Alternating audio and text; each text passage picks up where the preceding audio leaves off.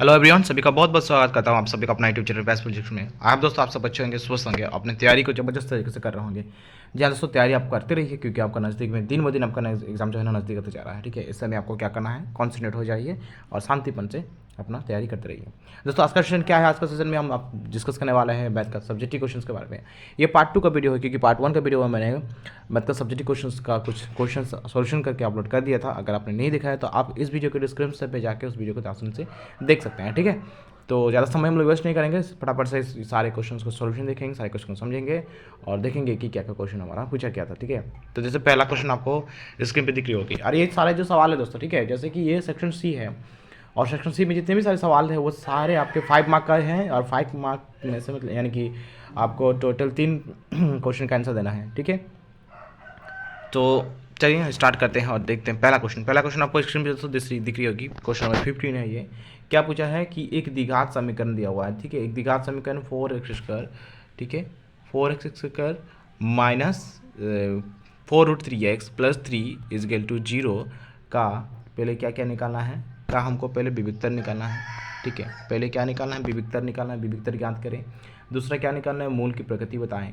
ठीक है, तीसरा में क्या बोला है, ध्यान से देखिए, तीसरा में बोला है यदि मूल का अस्तित्व हो तो उन्हें ज्ञात करें। ठीक है, पहले क्या निकालना होगा, विविक्तर निकालना होगा। हमें एक द्विघात समीकरण दिया है, क्या दिया है देखो, तो ध्यान से देखिए, 4x² minus 4√3x plus 3 is equal to 0। ये हमारे क्या है, ये हमारा एक द्विघात समीकरण है। ठीक है, अब हमें इसके अनुसार 3 प्रश्नों का उत्तर देना है। पहला हमें विविक्तर ज्ञात करना है या विविक्तर डिस्क्रिमिनेंट जिसको हम डी से डिनोट करते हैं। ठीक है, दूसरा में मूल की क्या प्रकृति वो बताना है। तीसरा में यदि मूल का अस्तित्व हो तो उन्हें ज्ञात करना है, मूल ज्ञात करना है। अगर अस्तित्व है तो हमें मूल भी ज्ञात करना है। ठीक है, तो चलिए एक फटाफट से सोल्यूशन देख लेते हैं। देखिए, जैसे कि यहाँ पे सोल्यूशन आपको दिया गया है। समीकरण आपको क्या दिया गया देखते हैं दोस्तों। समीकरण आपका दिया गया था 4x² minus 4√3x plus 3 is equal to 0। ये आपका समीकरण दिया गया था। यहाँ से हम क्या लिखे, a बराबर 4। a कौन सा होता है, x² का गुणांक हम a कहते हैं, यानी a इजगल टू 4 हो गया हमारा। ठीक है, b इजगल टू क्या हो गया हमारा, b इजगल टू माइनस 4√3, क्योंकि b x का गुणक होता है तो b इजगल टू माइनस 4√3 हो गया। और c इजगल टू क्या होगा हमारा 3, c होता है हमारा अचर पद। ठीक है, चलिए आइए अब विविक्तर d हमको क्या निकालना है, विविक्तर निकालना है, जिसको मैंने कहा था कि d से डिनोट करते हैं। तो d इजगल टू फॉर्मूला क्या होता है दोस्तों, देख सकते हैं यहाँ पे। इस फॉर्मूला का आपको याद रखना जरूरी है। फॉर्मूला आप हमेशा याद रखिए, फॉर्मूला से ही मैथ बनता है। ठीक है, जितना आप फॉर्मूला याद रखें, स्ट्रॉन्ग रखेंगे, उतना आसानी से मैथ का बनेगा। डी इजगल टू क्या होता है, बी इसका माइनस 4, ये हमारा फॉर्मूला है। तो यहाँ से हम इसको पुट करेंगे। बी क्या वैल्यू हमारे क्या था, बी का वैल्यू हमारे यहाँ पे था -4√3। देख सकते हैं आप यहाँ पे बी का वैल्यू क्या है हमारा, -4√3। तो हम बीटा बैठाएंगे, बी का वैल्यू बैठाएंगे, ए का वैल्यू बैठाएंगे और सी का वैल्यू बैठाएंगे। ठीक है, तो हमने वैल्यू पुट कर दिया। तो वैल्यू पुट जब पुट किया हमने यहाँ पे वैल्यू पुट कर दिए, इसको सॉल्व किया तो हमारा कितना आया, हमारा सॉल्व करने से आ रहा है, इसको सॉल्व करेंगे तो 48 आ रहा है। और इन तीनों को मल्टीप्लाई करिए तो देखिए, तो 4 4 16 16 3 कितना होता है, 48 होता है। 48 आ गया, तो 48 से 48 घटेगा कितना आ रहा है, 0 आ रहा है, यानी हमारा डी किस क्या आ गया, 0 आ गया। जब डी का वैल्यू 0 होता है दोस्तों तो मूल की प्रकृति क्या होती है, देखिए अब बी का आंसर हम देंगे। ए का हमारा आंसर आ गया, डिस्क्रिमिनेंट 0 आ गया। अब बी का आंसर क्या हो रहा है, चूंकि डी इज गल 0 तो मूल बराबर और वास्तविक है, बिल्कुल सही। क्योंकि एक चीज़ आप यहाँ पे याद रखिए, जब भी डिस्क्रिमिनेंट यानी डी का वैल्यू 0 होगा तो मूल हमारे क्या होता है, बराबर होता है और वास्तविक होता है। ठीक है, और अगर आपका डी 0 से बड़ा है तो मूल क्या होगा, तो मूल हमारा असमान होगा लेकिन फिर भी वास्तविक है। मूल असमान और वास्तविक होगा, असमान, मूल असमान है लेकिन वास्तविक भी है, इस चीज़ को भी याद रखिए। ठीक है, मूल असमान भी होगा और वास्तविक होगा। लेकिन अगर हमारा डी जो है स्मॉल यानी लेस देन 0 हो, डी 0 से भी छोटा हो जाए, तो ये इसमें मूलों का अस्तित्व हमारा नहीं होता है, मूलों का अस्तित्व नहीं होता है। ठीक है ना, इस चीज़ को याद रखिएगा, मूलों का अस्तित्व नहीं है, ऐसा बोल सकते हैं, मूल का अस्तित्व नहीं है बोल सकते हैं। ठीक है, तो यहाँ से हमारा मूल का प्रकृति क्या है वो भी हमें पता चल गया कि मूल हमारे बराबर और वास्तविक ही हमें पता चल गया। ठीक है, और सी नंबर पर देखते हैं कि सी नंबर पे हमें क्या पूछा था। सी में निकालना बोला था कि अगर मूल का अस्तित्व है तो मूल ज्ञात करिए। तो अब मूल का अस्तित्व कब कब होता है, जब डी 0 के बराबर हो तो मूल का अस्तित्व तब भी होगा, और डी 0 से बड़ा हो तब भी मूल का अस्तित्व होगा। ठीक है ना, तो अभी हम लोग इसका मूल निकालेंगे। अभी हम यहाँ से मूल कैसे निकालेंगे, द्विघाती सूत्र का प्रयोग करेंगे। द्विघाती सूत्र का फॉर्मूला क्या होता है, देखिए देख लीजिए यहाँ पे, एक्स इजगल टू होता है -b plus minus root under d/2a। ठीक है, d/2a। और d हम कैसे निकालते हैं, -b² माइनस 4 से d हम लोग निकालते हैं। यहाँ से हम वैल्यू पुट करेंगे अभी। ठीक है, वैल्यू जैसे ही पुट कर दिया तो हमारे क्या आएगा, हमारा यहाँ पे आएगा x equal to 4√3 plus minus 0, D का वैल्यू हमारा 0 आया था। अब यानी कि हम क्या करेंगे, 4√3 प्लस 0 एक बार करेंगे और 4√3 माइनस 0 करेंगे। हमें प्लस माइनस 2 बार दिया हुआ है ना, यहाँ पर हम क्या देख रहे हैं, यहाँ पे प्लस माइनस 0 लिखे हैं, इसका मतलब हम एक बार प्लस में लेंगे और एक बार क्या करेंगे, माइनस में लेंगे। ठीक है, तो आप देख सकते हैं यहाँ पे हमने एक बार प्लस में लिया और एक बार क्या किया, माइनस में लिया। ठीक है, एक्स इक्वल क्या किया हमने, एक बार लिया हमने 4√3 प्लस 0/8 और एक बार 4√3 माइनस 0/8। अब यहाँ 8 कैसा आया, थोड़ा इसको ध्यान दे सकते हैं। हमारा फॉर्मूले क्या था, -b plus minus √d/2a, 2a का है ना, ए का वैल्यू हमारी क्या है दोस्तों, 4 था। ठीक है, आप ए का वैल्यू देख सकते हैं यहाँ पे क्या है, ए का वैल्यू यहाँ पे 4 है। इसका मतलब हमारे क्या हो जाएगा, 2 × 4 = 8। सो यहाँ पे क्या आ गया, हमारा 8 आ गया। ठीक है, तो एक बार हम लेंगे क्या, प्लस में, क्योंकि माइनस में, तो जब प्लस में ले रहे माइनस में तब भी हमारा सेम आंसर आ रहा है। जब हमने प्लस में लिया तो हमारा पहला मूल क्या आया, 4√3/8। यहाँ से हम इसको काटेंगे ना, 4 से तो हमारा 8 काट जाएगा, 2 बार में कट गए थे हमने यहाँ पे 4 से 8 को काट के 2 बार में काट दिया। सेकंड बार में भी सेम हमारा आया 4√3/8, यहाँ से भी हमारा कट गया। तो क्या आया, हमारा मूल क्या आया दोस्तों, 2 मूल हमारे क्या आया, 4√3/2 और √3/2, ये हमारा मूल आ गया आंसर। ठीक है, आई समझ, पॉज करके आप अच्छे से और समझ सकते हैं। ठीक है ना, क्लियर हो गया, ये हमारे 15 क्वेश्चन का आंसर डन। आते हैं आगे बढ़ते हैं, आप 16 क्वेश्चन को देखते हैं। 16 क्वेश्चन में आपसे पूछा क्या है, 16 में आपसे पूछा है, सिद्ध कीजिए कि यदि किसी त्रिभुज की एक भुजा के समांतर अन्य 2 भुजाओं को भिन्न भिन्न बिंदुओं पर प्रतिच्छेद करने वाली रेखा उन्हें समान अनुपात में विभाजित करती है। आपको सिद्ध करना है कि आप सिद्ध कीजिए कोई एक त्रिभुज है जिसके तीसरी भुजा के समांतर, सॉरी यहाँ पे क्या बोला है, कोई एक त्रिभुज है जिसकी एक भुजा के समांतर अन्य 2 भुजाओं को भिन्न भिन्न बिंदु पर प्रतिच्छेद करने वाली रेखा उन्हें समान अनुपात में विभाजित करती है। आपको सिद्ध करना है। ये आपका कौन सा थ्योरम है दोस्तों, ये आपका 6.1 थ्योरम है। ठीक है, वेरी वेरी इंपॉर्टेंट है। थ्योरम जो पार्ट है 6.1 हो गया, आपका 6.6 हो गया, 6.8, 9, ये सारे थ्योरम आपके इंपॉर्टेंट है। इन सारे थ्योरम को आप लोग लर्न कर लीजिए। ठीक है ना, काफ़ी ज़्यादा इंपॉर्टेंट है सब। तो चलिए इसका हम लोग सोल्यूशन देखते हैं। चलिए क्वेश्चन नंबर 16 का सोल्यूशन, चलिए यहाँ से हम देखते हैं। क्वेश्चन 16 हमें क्या बोला कि कोई एक त्रिभुज दिया गया था, तो हम सबसे पहले एक त्रिभुज ड्रॉ करेंगे। जैसे कि मैंने यहाँ पे एक त्रिभुज ड्रॉ किया है। ठीक है, ड्रॉ कर लिया। आपको थ्योरम वाला जो पार्ट होगा उसमें आपको क्या करना होगा, स्टेटमेंट लिखना बहुत होता है। तो त्रिभुज ड्रॉ कर लिया। अब त्रिभुज लिखने के, ड्रॉ करने के बाद हम स्टेटमेंट लिखेंगे। स्टेटमेंट में लिखते हैं हमें से क्या है कि क्या क्या दिया गया है, हम उसे लिखेंगे। देखिए दिया है जो हम लोग स्टेटमेंट लिखते हैं ना, ये हमें जो थ्योरम को सिद्ध करने के लिए जो स्टेटमेंट क्वेश्चन में दिया हुआ है वही चीज़ को हम लिखेंगे।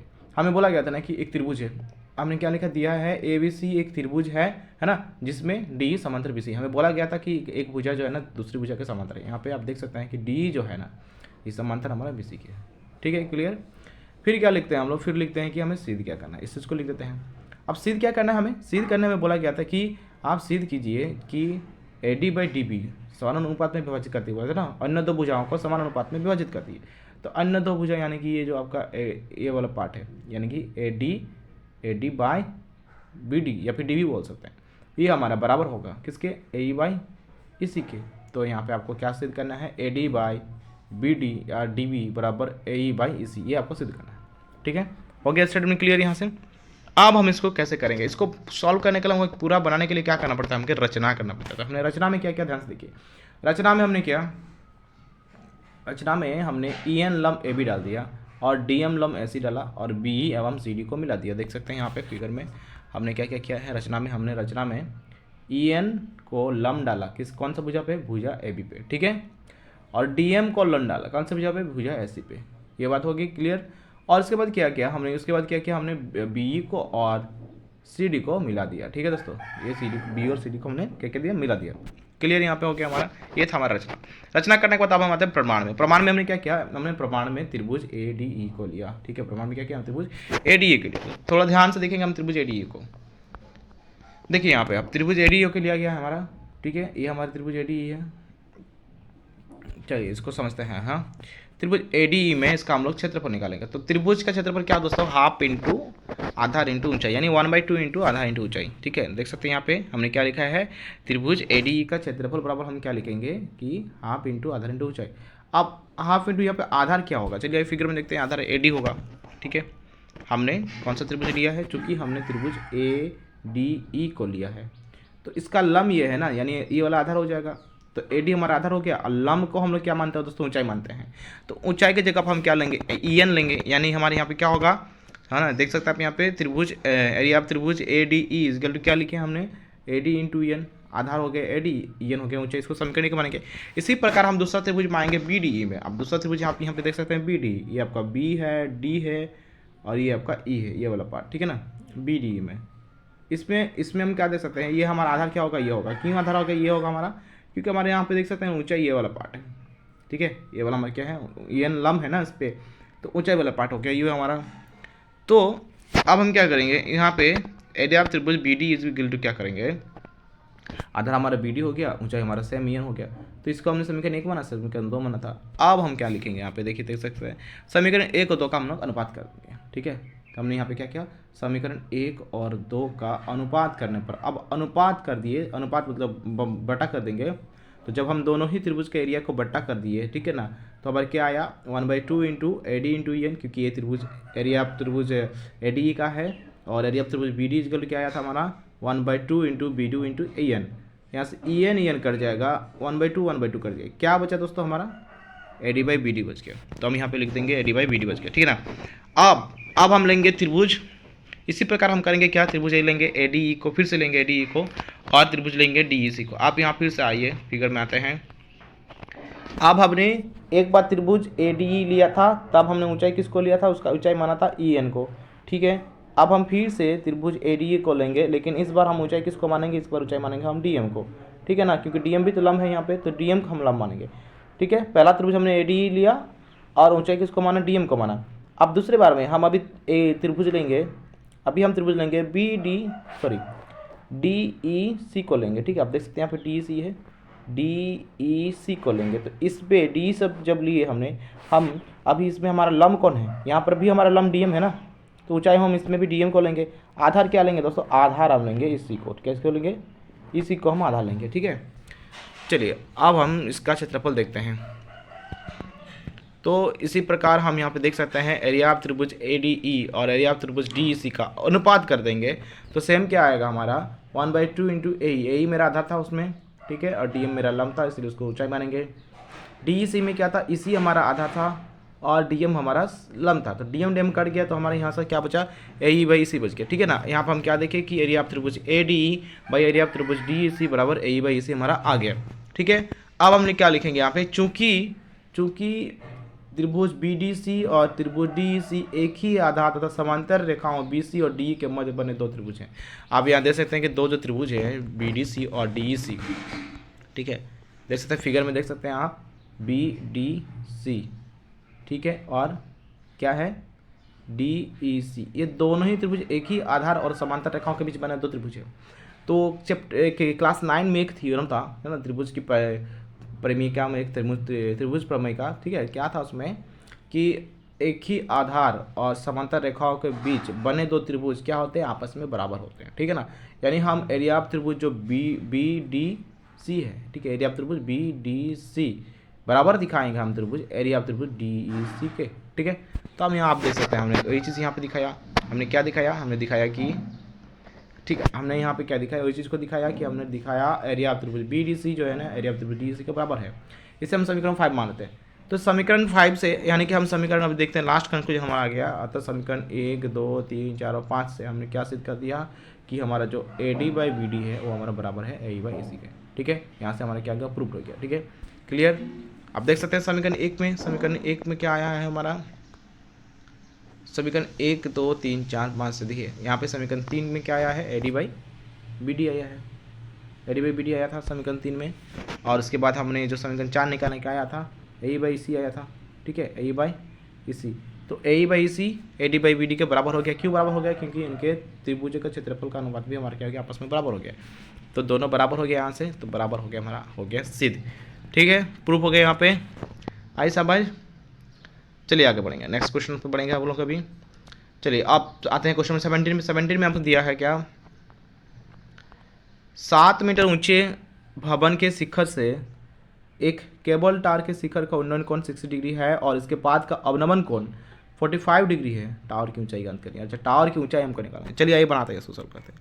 चलिए मान के चलिए कि आपका ये भवन है, देखिए फिगर देखते हैं यहाँ पे, ये आपका भवन की ऊंचाई, मान लेते हैं कि 7 मीटर आपका क्या भवन की ऊंचाई है। यहाँ पर खड़ा होकर कोई व्यक्ति एक टावर को, जो कि इधर मान के चलते आगे तरफ आकर उसका टावर मान लेते हैं, ये मान के चलते हैं टावर है ना, यहाँ पर खड़ा होकर कोई व्यक्ति उसको टावर के शिखर को देख रहा है, शिखर को देखना मतलब उसका क्या बनेगा दोस्तों, उन्नयन कोण बनेगा, ठीक है। और अवनमन कोण बनता है ऊपर से नीचे देखने को हम बोलते हैं अवनमन कोण, नीचे से ऊपर देखेंगे तो उसको उन्नयन कोण बोलेगा, ठीक है ना। तो हम नीचे से ऊपर देख रहे हैं, यहाँ पे खड़ा होकर कोई व्यक्ति ऐसे टावर को देख रहा है, तो यहाँ पर उसका उन्नयन कोण कितना डिग्री बन रहा है, 60 डिग्री का उसका उन्नयन कोण बन रहा है, ठीक है। अब क्या बोला, अब क्वेश्चन में और चीज़ क्या बोला देखिए ध्यान से, क्वेश्चन में ये बोला और इसके पाद का अवनमन कोण 45 डिग्री है, और जो टावर है, ठीक है, जो टावर है जैसे इसका उन्नयन कोण हो गया हमारा 60 डिग्री, इसका पाद का अवनमन कोण, ये पाद है इसका, ठीक है। अवनमन कोण यानी कि व्यक्ति यहाँ पे खड़ा है, उसका अवनमन कोण मतलब नीचे देखना, तो नीचे देख रहा था इस तरह से ना, तो यहाँ पे 45 डिग्री का एंगल बना रहा है, ठीक है, 45 डिग्री का यहाँ पे एंगल बना रहा है, इसके पाद को देख रहा है नीचे। अब क्या करना, जब ये 45 डिग्री तो हमारा ये भी 45 डिग्री होगा, ठीक है ना, इसको हम एकांतर कोण कहते हैं दोस्तों, ठीक है। एकांतर कोण के हिसाब से जब ये हमारा 45 डिग्री है तो ये भी हमारा क्या हो जाएगा, 45 डिग्री हो जाएगा, ठीक है। और हमने ये क्या है हमारा, ये हमारा भवन की ऊंचाई है, ठीक है। चलिए इसको यहाँ से मिला देते हैं, इसको यहाँ से मिला देते हैं। अब हमको निकालना क्या है, टावर की ऊंचाई। अब टावर की ऊंचाई हम कैसे निकालेंगे, देख सकते हैं स्टेटमेंट क्या लिखना है। हमने क्या किया, माना कि टावर की ऊंचाई हम x मीटर मानते हैं, ये पूरा जो ऊंचाई है यहाँ से यहाँ पूरा एस सी को हम क्या मान लेते हैं, माना कि h मीटर है, कितना है h मीटर, हमने उसको मान लिया। भवन की ऊंचाई हमें 7 मीटर दी गई है, क्वेश्चन में दी गई है भवन की ऊंचाई। यहाँ पे हम क्या लिखा है, लिखे हमने कि d बराबर बी सी बराबर 7 मीटर। आप देख सकते हैं कि ये जो d है, ठीक है, ये d, ये वाला पार्ट, ये d हमारे बराबर है किसके, बी सी के, तो हम बराबर है बी सी के, तो हम क्या लिखेंगे 7 मीटर, ठीक है, वो भी क्या है हमारा 7 मीटर है। आगे लिखेंगे क्या हम लोग, ए बी बराबर h माइनस 7, ए बी यानी कि ये वाला ऊंचाई, ठीक है, ए बी यानी कि ये वाला पार्ट। तो अगर पूरा हमने पूरा को h माना है और यहाँ से हमारा अगर 7 है तो ये हमारा ए बी कितना होगा, h वन 7 मीटर हो जाएगा, ठीक है, ए बी की लंबाई h वन 7 हो जाएगा। चलिए अब हम लोग क्या करेंगे, अब हम समकोण त्रिभुज डी सी को लेंगे। देख सकते हैं आप समकोण त्रिभुज डी सी को देख लीजिए ध्यान से, ये है आपका समकोण त्रिभुज डी ई सी, ठीक है। कितना डिग्री का एंगल यहाँ बना है, 45 डिग्री का। तो हम यहाँ पे टेन थीटा का डी लगाएंगे। टेन थीटा क्यों लगाते हैं, टेन का टेंजेंट क्यों लगाते हैं, क्योंकि यहाँ पे हमें पी दिया है, हमें बी निकालना है, ठीक है ना। तो पी बाई बी किसका होता है, टेन का होता है, तो टेन 45 डिग्री हम लोग यूज़ करेंगे। तो टेन 45 डिग्री क्या होता है दोस्तों, पी बाई बी, यानी पी आपका क्या था, डी था, बी आपका क्या था, बी डी सी था। तो यहाँ पे आप क्या लिखेंगे, 1045 equal to D by D C लिखेंगे, ठीक है ना। ये आपका पी है यानी परपेंडिकुलर, ये आपका आधार है, ठीक है, डी बाई डी सी हो जाएगा। 1045 का वैल्यू क्या होता है, 1 होता है, और डी सी का वैल्यू क्या है हमारा दोस्तों 7 है, ठीक है। सॉरी, डी का वैल्यू क्या था हमारा 7 था, तो यहाँ से हम डी सी इक्वल क्या हो जाएगा, डी सी इक्वल हमारा 7 हो जाएगा। और ये चीज़ क्या है, डी सी जो है ना हमारा बी के बराबर है, डी सी हमारा बी के बराबर है, तो बी बराबर भी हमारा 7 सेंटीमीटर हो जाएगा, 7 मीटर हो जाएगा, सॉरी 7 मीटर। आप देख सकते हैं यहाँ फिगर में कि जो डी सी है ये हमारा बी के बराबर भी है, तो ये भी हमारा इसका भी मान कितना हो जाएगा, 7 मीटर हो जाएगा, ठीक है। चलिए अब क्या करना है, अब हम लेंगे त्रिभुज डी सी तो ले लिए, अब हम लेंगे समकोण त्रिभुज ए बी ई में। अब हम लेंगे समकोण त्रिभुज ए बी ई। अब चलिए ऊपर देखते हैं, ऊपर वाला त्रिभुज ये है आपका समकोण त्रिभुज ए बी ई, ठीक है। अब इसमें कितना डिग्री का एंगल बना है, 60 डिग्री का एंगल बना है, तो 1060 लेंगे, ठीक है। 1060 जैसे ही हमने लिए 1060 का वैल्यू क्या लिखेंगे, ए बी बी लिखेंगे, यानी पी बी बी लिख दिए, और 1060 का वैल्यू क्या होता है, √3 होता है। अब ए बी का मान हमने h माइनस 7 लिखा है, h माइनस 7 मीटर, देख सकते हैं यहाँ पे हमने लिख भी चुका है, यहाँ पे h ए बी का वैल्यू, ठीक है। ए बी का वैल्यू हम क्या लिखे हैं, h माइनस 7 मीटर लिखे हैं। अब यहाँ से हमारा h का वैल्यू निकलेगा, h माइनस 7 हो गया बाय बी का वैल्यू हमने 7 मीटर लिखा था। अब यहाँ से क्या हो जाएगा, ये से मल्टीप्लाई हो जाएगा, ठीक है। आप देख सकते हैं h माइनस 7 इक्वल टू 7√3 हो गया, मल्टीप्लाई हो गया ना। अब 7 जाएगा बराबर उसको, और माइनस पे था क्या हो जाएगा, प्लस हो जाएगा। तो h बराबर क्या आया, 7√3 प्लस 7। अब 7 को हम कॉमन लेंगे, जैसे ही हमने 7 को कॉमन लिया, h का वैल्यू क्या आएगा हमारा, 7 को कॉमन अगर लिया जाए तो h का वैल्यू क्या आएगा, 7 इंटू √3 प्लस 1, क्योंकि हमने यहाँ से 7 को कॉमन ले लिया है, ठीक है ना। 7 को यहाँ पर कॉमन ले लिए, तो इसलिए टावर की ऊंचाई क्या हो गया, टायर की ऊंचाई हमारा होगा 7 इंटू √3 प्लस 1 मीटर, ठीक है। ये यहाँ से हमारा टावर की ऊंचाई निकल गया, ठीक है ना, क्लियर। चलिए आगे बढ़ेंगे। अभी क्वेश्चन नंबर हम लोग देखते हैं 18 को। क्वेश्चन नंबर 18 में क्या पूछा है, पानी पीने वाला एक गिलास 14 सेंटीमीटर ऊंचाई वाला एक शंकु के छिलक के आकार का है, छिलक, अच्छा। दोनों वृत्ताकार सिरों के व्यास 14 सेंटीमीटर, जी नहीं है, यहाँ पे एक चीज़ गलत हो गया दोस्तों। अगर व्यास हमारा 14 होगा तो ऊंचाई भी 14 होगी क्या, नहीं होगी ना। यहाँ पे हमको गलत लग रहा है। यहाँ पे आपको क्या है ना दोस्तों, ये जो 14 सेंटीमीटर है ये आपका 4 सेंटीमीटर होना चाहिए, ठीक है, ये 4 सेंटीमीटर होगा। क्योंकि आप देख सकते हैं ये जो क्वेश्चन है ये आपका आप अगर जाएंगे छिन्नक वाला जो है चैप्टर धारिता, उसमें आपको मिल जाएगा, ये क्वेश्चन आपका है 13 चैप्टर्स में, ठीक है। एनसीईआरटी बुक आप पकड़िए, क्लास 10 का एनसीईआरटी बुक का 13 चैप्टर में आपको मिल जाएगा, ठीक है। और ये यहाँ पे 14 सेंटीमीटर नहीं होना चाहिए, क्योंकि आप देख सकते हैं कि अगर ऊंचाई 14 सेंटीमीटर में है तो व्यास भी हमारा 14 सेंटीमीटर कैसे हो पाएगा, व्यास और ऊंचाई एक जैसा थोड़ी हो पाएगा, व्यास का जो लंबाई है वो तो कम होना चाहिए ना ऊंचाई से, तो यहाँ 4 सेंटीमीटर होना चाहिए, ठीक है। कितना होगा ये 4 सेंटीमीटर होगा, 14 सेंटीमीटर नहीं होगा, ठीक है। तो आप इसको 4 सेंटीमीटर ही मानेंगे, 4 सेंटीमीटर आप अपने जब कॉपी में जब इसको नोट करेंगे ना, आप 4 सेंटीमीटर लिखेंगे, 14 सेंटीमीटर नहीं लिखिएगा, ठीक है। व्यास के दोनों वृत्ताकार सिरों के व्यास 14 सेंटीमीटर और 2 सेंटीमीटर है इस गिलास की धरती यानी कि आयतन निकालना है। अब आते हैं, चलिए सॉल्व करते हैं क्वेश्चन नंबर 18 को। अब देखिए क्वेश्चन नंबर 18 में, अच्छा क्वेश्चन नंबर 18 में ग्लास का बात की गई है ना। ग्लास की आकृति किस हिसाब से होती है दोस्तों, ग्लास की आकृति होती है हमारा शंकु के चिन्ह का, ठीक है, शंकु के चिन्ह, इसलिए शंकु के चिन्ह का क्या है। अब जो भी चीज़ दिया गया है उस सब चीज़ को लिखते हैं। हमें दिया गया था ग्लास की ऊंचाई हमें दिया गया था 14 सेंटीमीटर और ऊपरी सिरे का व्यास हमें 4 सेंटीमीटर दिया गया था, 4 सेंटीमीटर लेंगे उसको, 14 सेंटीमीटर नहीं दोस्तों, ठीक है ना, 4 सेंटीमीटर ही लिखिएगा। व्यास के ऊपरी सिरा 4 सेंटीमीटर लेंगे तो त्रिज्या को R1 मानिए, त्रिज्या क्या होगा हमारा 2 सेंटीमीटर हो जाएगा। निचली सिरा अगर 2 सेंटीमीटर व्यास है तो त्रिज्या क्या हो जाएगी R2 मानिए, उसको 1 सेंटीमीटर हो जाएगा, ठीक है। अब आते हैं हम लोग छिल्लक वाले यानी कि छिन्नक वाले गिलास की धारिता, यानी कि गिलास जो है एक शंकु के चिन्ह के आकार का है होता है, तो उसका शंकु का चिन्ह का आयतन क्या होता है इसको याद रखिए। ये आपका फॉर्मूला है, वेरी वेरी इंपॉर्टेंट फॉर्मूला है, आप इसको याद रखिएगा। 1/3 पाई एच इंटू R1 का स्क्वायर प्लस R2 का square plus R2 into R1 into R2, ये आपका फॉर्मूला है कि किसको याद करने का, शंकु के चिन्ह का, ठीक है। तो यहाँ से हम वैल्यू पुट करेंगे सभी का, जब हम वैल्यू पुट करेंगे तो हमारा आंसर क्या आएगा, लास्ट आंसर हमारा आएगा 308/3। जब हम इसको मिक्स फ्रैक्शन में तोड़ेंगे तो हमारा आंसर क्या आएगा 102.2/3, इतना सेंटीमीटर क्यूब, ठीक है, क्योंकि हम आयतन निकाल रहे हैं तो सेंटीमीटर क्यूब में हमारा मेजरमेंट आएगा, ठीक है, आए समझ। चलिए अब हम लोग आगे बढ़ेंगे क्वेश्चन नंबर 19 पे। क्वेश्चन नंबर 19 आपका लास्ट क्वेश्चन है, निम्न आंकड़ों से माध्य ज्ञात कीजिए। देखिए दोस्तों यहाँ पे आपको माध्य निकालने बोला क्या, अब माध्य निकालने का ना जो विधि होता है वो आपका, हम कभी कभार इसमें पग विचलन विधि यूज करते हैं, कल्पित माध्य विधि यूज करते हैं, अब प्रत्यक्ष विधि भी यूज करते हैं। चूंकि हमारा यहाँ पे कोई भी विधि का नाम नहीं बोला गया है कि आप इस विधि से निकालिए, सिर्फ आपको बोला गया कि माध्य ज्ञात कीजिए। तो माध्य निकालने का नंबर फॉर्मूला क्या होता है, माध्य जिसको हम एक्स बार से दिखाते हैं, माध्य निकालना एक्स बार जिसको क्या होता है समेशन ऑफ FI, ठीक है ना, उसको समेशन बोलते हैं, divided by FI divided by summation FI। तो इस फॉर्मूला से हम लोग किसको बनाएंगे, चलिए देखते हैं कैसे बनाते हैं। चलिए क्वेश्चन नंबर 19 का सॉल्यूशन देखते हैं। आप ये देखिए आपका चार्ट यहाँ पे बना हुआ है, इस चार्ट का आप देखिए। पहले हम लोग क्या करेंगे, वर्ग अंतराल लिखेंगे, एक टेबल पे वर्ग अंतराल लिख दिए, वर्गमूलता जिसको FI कहते हैं, वर्ग चिन्ह आपको निकालना होगा और FI XI निकालना होगा, ठीक है। वर्गमूलता जो भी दिया हुआ ये तो आपको क्वेश्चन में ही मिल जाएगा, ये सारा चीज़ वर्ग अंतराल और वर्गमूलता क्वेश्चन में दिया रहेगा। आपको वर्ग चिन्ह कैसे निकालते हैं इस चीज़ को ध्यान से देखिए। जैसे यहाँ पे वर्ग चिन्ह मेरा 125 है, कैसे आया इस चीज़ को देखिए। वर्ग चिन्ह निकालने के लिए क्या करते हैं ना, इन जो वर्ग अंतराल दिया है 100 और 150 दिया हुआ है, इन दोनों को जोड़िए, उसको 2 से भाग करिए।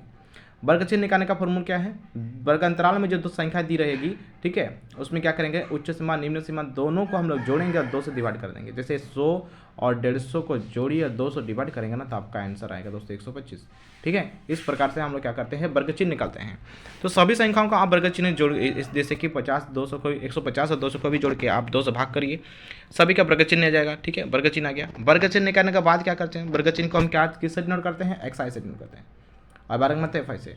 उसके बाद आपको निकालना होता है FI XI। FI XI का मतलब ये हुआ कि आपको 4 और 125 को गुना करना है। जो FI का जितना भी वैल्यू है और SI के जितना भी सभी संख्याओं का वैल्यू है, सभी संख्याओं को क्या करेंगे आपस में हम गुना करेंगे तो आपका ये आता है 500 आएगा। 125 और 4 गुना करेंगे 500 आया।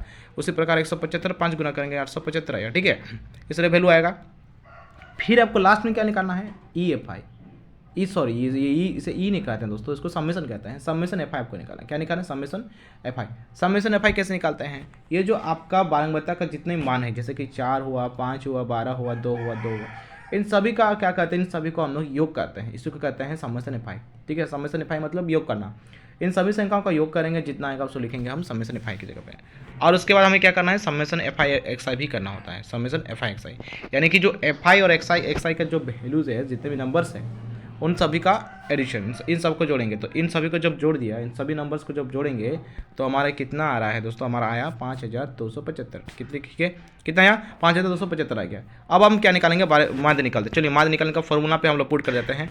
तो माध्य निकालने का हमारा फॉर्मूला क्या था, माध्य को हम एक्स बार से दिखाते हैं, X bar equal to summation FI XI, ठीक है, समेशन FI XI होगा ये, और डिवाइडेड बाई समेशन FI। तो समेसन एफ आई एक्स आई का वैल्यू आपका कितना आया था 5,275 आया था, और समेसन एफ आई का वैल्यू कितना आया है आपका 25 आया है। तो यहाँ से आप सॉल्व करेंगे 25 से जब 5,275 को भाग करेंगे तो आपका आंसर आएगा 211। ठीक है, कितना आएगा आंसर 211। ठीक है, क्लियर। तो ये पूरा हमारे सब्जेक्टिव क्वेश्चन का जितने भी क्वेश्चन बाकी रह गया था पूरा कंप्लीट हो गया, डन हो गया। आप इसको अच्छे तरीके से देखिए, अच्छे तरह से लर्निंग करिए और मेहनत करते रहिए दोस्तों। मेहनत, क्योंकि मेहनत का जो फल है वो बिल्कुल मीठा होता है। ये बहुत ही सच्ची घटना है, सच्ची बात है कि मेहनत करते रहेंगे तो मेहनत का फल बिल्कुल मीठा ही होगा।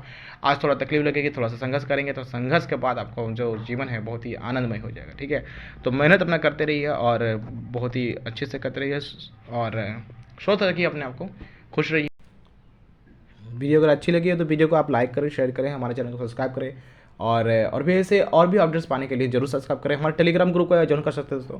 टेलीग्राम ग्रुप में ज्वाइन करने के लिए क्या करना होगा आपको, आप टेलीग्राम के ऐप पे जाके बैस फ्यूल एजुकेशन आप जैसे सर्च करेंगे आपको हमारा ऐप ओपन हो जाएगा और उस ऐप से आपको ये सारा पीडीएफ आपको मिल जाएगा। ठीक है, सारे पीडीएफ सारे जैसे कि हमने बहुत सारे ऑब्जेक्टिव क्वेश्चंस का भी वीडियो बनाया था, उस सभी का पीडीएफ आपको मिल जाएगा। आप पीडीएफ से आप अच्छे से तैयारी कर सकते हैं। ठीक है, तो चलिए मस्त रहिए, खुश रहिए और अपने पढ़ाई को करते रहिए।